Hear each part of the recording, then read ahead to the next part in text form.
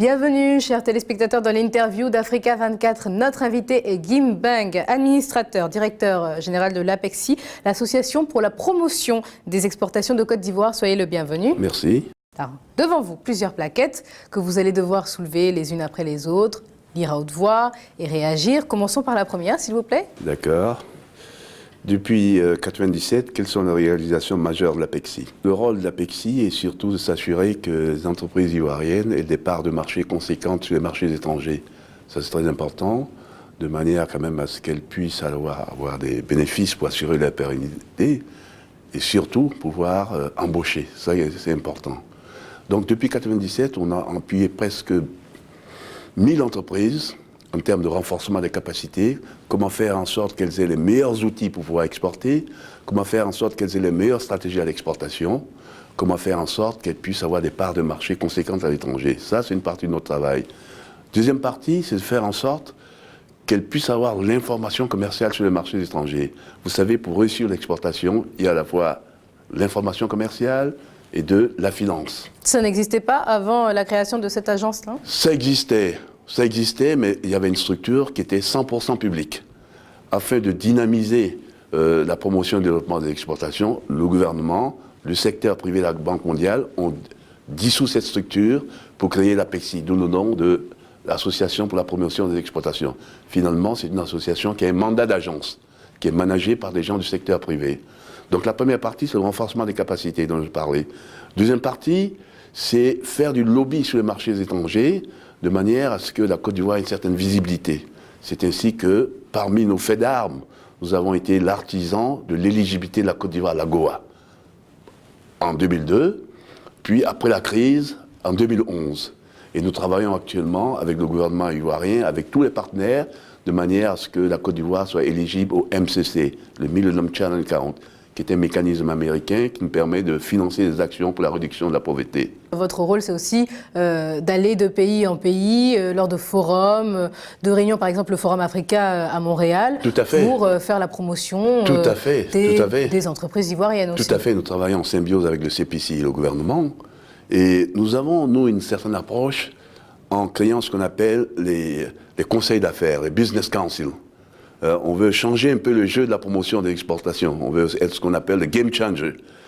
Nous avons créé avec les États-Unis le Conseil ivoiro-américain pour le développement des affaires, le US Côte d'Ivoire Business Council. Nous avons signé en présence des autorités du Canada la création officielle du Conseil ivoiro-canadien pour le développement des affaires, qui est une structure de proximité paritaire, dirigée à la fois par des entreprises canadiennes et des entreprises ivoiriennes, de manière à pouvoir générer des affaires, faire la facilitation, faire ce qu'on appelle l'advocacy, c'est-à-dire le lobby. Derrière l'APEXI, il y a tout le quota des entreprises ivoiriennes, que ce soit le CPC, que ce soit la Petrosi, que ce soit les sociétés des mines. Donc l'APEXI a plus de poids que toutes ces... Non, on n'a pas plus de poids, on se situe, disons, à l'avant-poste pour ce type de mécanisme que nous avons mis en place, les Business Council. Et quelles armes vous avez justement pour être, comme vous dites, à l'avant-poste? À l'avant-poste, on est réactif.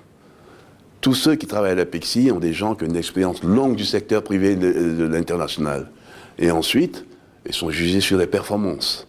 On appuie une entreprise, on a un contrat d'appui, il y a des critères de performance, il y a des résultats escomptés. Donc c'est une approche très dynamique et qui sied bien au secteur privé. Vous dites que vous êtes jugé sur les performances, qui vous juge? Que nous juge. D'abord ceux à qui on appuie. C'est important. À partir du moment où ces entreprises ont une part de marché ou réussissent à signer des partenariats, c'est déjà le premier élément. Et deuxième élément, c'est l'État qui nous juge. Parce que l'État aussi est partenaire. Donc on nous juge sur la qualité du travail que nous faisons. Vous rendez des comptes? Bien entendu, nous rendons des comptes. À quelle fréquence? Nous rendons des comptes tous les ans par un rapport général de l'APEXI. D'accord, un rapport qui est sanctionné ou non? Qui est sanctionné, bien entendu. On nous fait des observations. Mais jusqu'à présent, Dieu merci, nous avons fait toujours le travail dans les bonnes conditions. Que du positif, donc? Que du positif, je dois dire. Plaquette suivante, s'il vous plaît, monsieur Mbengue. Défi. C'est un mot, défi. Oui. Alors, lorsque vous parlez de nouveaux défis pour l'APEXI, au niveau de la conquête, notamment des marchés internationaux, vous citez par exemple la participation à la foire de Bordeaux. Alors, en quoi est-ce une avancée majeure? Vous savez, un pays, c'est fait des investissements, des exportations. Donc pour cela, nous mettons en place des outils et des mécanismes pour pouvoir renforcer les exportations de la Côte d'Ivoire, surtout au niveau du secteur privé. Et ça, c'est très important. Nous nous focalisons à fond sur les petites et moyennes entreprises qui ont des problèmes de capacité à l'exportation. Et c'est là que se situe le gisement d'emplois dans les années futures. Je crois que c'est très important de le savoir. Et nous réfléchissons actuellement dans le cadre, d'ailleurs cette question des défis, sur la mise en place d'une stratégie nationale des exportations de la Côte d'Ivoire. C'est un processus qui a commencé il y a environ 2 mois, dont l'APEXI assure la coordination, qui consiste à voir quelle est la meilleure vision d'exportation dans les années qui viennent pour la Côte d'Ivoire. Il n'y a pas encore de stratégie, la Côte d'Ivoire, en la matière ? Si, il y a une stratégie, mais c'est la première fois qu'il y a cette approche globale. On va juger des marchés prioritaires, on va juger des produits prioritaires, on va juger de tout ce qui est aspect horizontal, à savoir le financement, la qualité, la formation, tout ça dans le cadre d'une réflexion globale. Jusqu'à présent, c'était fait d'une manière parcellaire. Donc il y avait des actions qui faisaient en sorte que on n'arrivait pas à trouver l'équilibre. On se paralysait souvent. Donc c'est une réflexion qui est globale, qui est faite par le secteur privé, les entreprises, la société civile et le gouvernement. Mais quand vous dites on, votre équipe est composée de combien de personnes au sein de l'APEXI ? Non, l'APEXI, en fait, nous sommes une petite structure, nous sommes une vingtaine de personnes. Mais on a la chance d'avoir du travail des consultants spécialisés qui viennent un peu nous donner leurs appuis quand il y a des problèmes bien spécifiques. Mais nous sommes une structure de coordination qui coordonne un peu les éléments de la politique commerciale, travaillant avec l'État et le ministère du Commerce et les autres ministères pour impulser un peu les exportations. Il faut voir que l'APEXI dirige la commission Affaires internationales et coopération du patronat ivoirien. Donc on a un rôle essentiel. On est focalisé aussi sur la levée de l'ensemble des obstacles à l'exportation, faire en sorte qu'il y ait un environnement propice à l'exportation, la facilitation, faire en sorte que les gens aient une culture d'exportation, parce que la culture d'exportation, on n'est pas avec ça. Ça se cultive, ça se crée. Et la Côte d'Ivoire ne l'avait pas ? Non, mais je dois dire qu'au niveau des entreprises, c'est des nouveaux métiers, surtout au niveau des petites et moyennes entreprises. Ces entreprises sont bien sur le marché national. Pour peu qu'elles aient cet élément de culture d'exportation, elles peuvent avoir des parts de marché dans la sous-région. Et comment on insuffle à une entreprise cette culture d'exportation ? D'abord faire en sorte de les montrer qu'en exportant, elles peuvent gagner de l'argent. Ça, c'est important. Deuxièmement, c'est renforcer leur capacité. Les montrer comment se positionner sur le marché international, comment organiser leur force de vente, comment faire en sorte que leurs produits soient adaptés au marché en caisse. Donc c'est tout un tas de choses qu'on peut apprendre. Ces entreprises en question, ces PME, ces PMI, petites et moyennes entreprises qui font appel à vous, comment ça se passe ? Soit qu'elles viennent vers nous, ou au contraire, nous identifions un certain nombre d'entreprises de champions, et on se dit, pourquoi ne pas aider cette entreprise-là ? Donc il y a 2 modes de saisine. Et quels sont les critères ? Quels sont vos critères ? Les critères, il faut que l'entreprise soit immatriculée en Côte d'Ivoire, et ensuite, bien entendu, il faut qu'elle ait un produit qui est exportable, même si elle n'est pas exportable, mais qu'elle ait un potentiel à l'exportation. Et ensuite, il faut que le chef d'entreprise soit ouvert. Parce que s'il n'a pas cette culture, s'il n'est pas ouvert à l'exportation, il ne pourra pas prendre le risque. Plaquette suivante, s'il vous plaît, M. Mbeng. Donnez-nous un exemple. Alors, vous dites qu'au niveau de la recherche de financement, par exemple, l'APEXI contribue efficacement à la mise en place des réformes et actions de terrain déployées par le gouvernement ivoirien.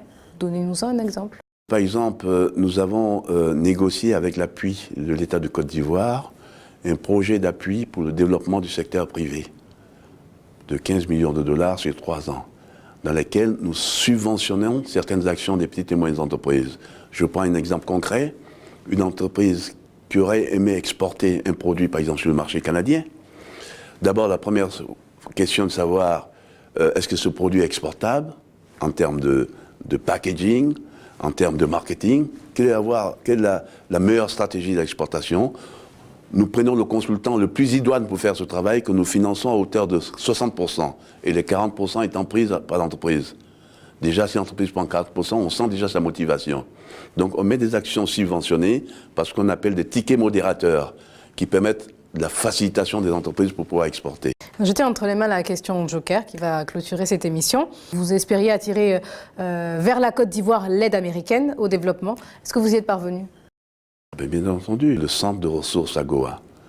C'est un centre de ressources qui nous permet de bénéficier de mieux exploiter les bénéfices de l'AGOA en aidant les exportateurs, notamment dans le secteur textile, les modélistes, de manière à avoir le produit le plus adapté au marché américain et en les aidant à avoir des parts de marché sur le marché américain. Mais c'est ce qu'on appelle des niche markets. Ils ont pu avoir des parts de marché sur...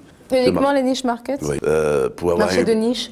Un gros marché sur le marché américain, il faut avoir le système de production à l'extérieur, en Côte d'Ivoire. Donc on identifie des marchés où il y a une adéquation entre le système de production de l'entreprise, sa capacité de production et sa capacité d'approvisionnement. Et hormis le textile alors? Le cajou, qui s'exporte bien sur les États-Unis. Nous avons pas mal d'entreprises qui exportent sur les États-Unis. L'entreprise CITA, pour ne pas citer de nom, qu'on a aidé à avoir le meilleur packaging, la meilleure stratégie. On va vous remercier, Guy Mbang, et rappeler que vous êtes administrateur et directeur général de l'APEXI, l'association pour la promotion des exportations de Côte d'Ivoire. Ok, merci. Merci à vous, chers téléspectateurs. Restez sur Africa 24, à bientôt.